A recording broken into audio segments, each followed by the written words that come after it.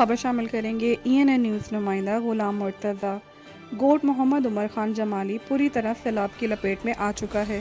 हम वज़ीर आला बलोचिस्तान और अपने MPA और MNA जाफराबाद से अपील करते हैं कि हमारी मदद की जाए।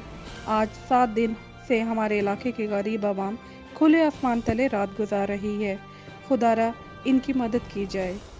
अस्सलाम वालेकुम नाजरीन, आप देख रहे हैं ENN न्यूज़ जाफराबाद। मैं हूं आपका अपना डिप्टी ब्यूरो चीफ जाफराबाद। तो इस टाइम मैं मौजूद हूं गोट मोहम्मद उमर खान जमाली बालान शाख में। तो पटफिटर केनाल को शिगाफ लगने से, बारी शाख और बालान शाख को शिगाफ लगने से हमारा जो गोट है वो चारों तरफ पानी की लपेट में आ गया है। और 7 दिन से मूसलाधार बारिशों की वजह से लोगों के मकान गिर गए हैं।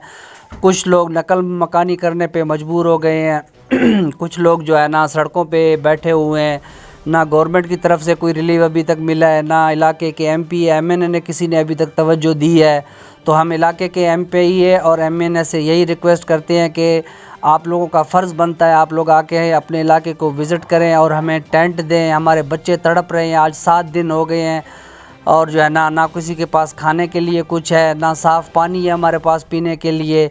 हम यही रिक्वेस्ट करते हैं वज़ीर आला बलूचिस्तान से और अपने जाफराबाद के MP और MNA से, काइंडली हमें साफ़ पानी चाहिए और हमें टेंट चाहिए। हमारे बच्चे मर रहे हैं सर्दी से और ऊपर से मूसलाधार बारिश हो रही है। आप लोग बाहर निकलें, अपने इलाके को विज़िट तो करें, इलाके के क्या हालात हो गए हैं। शुक्रिया।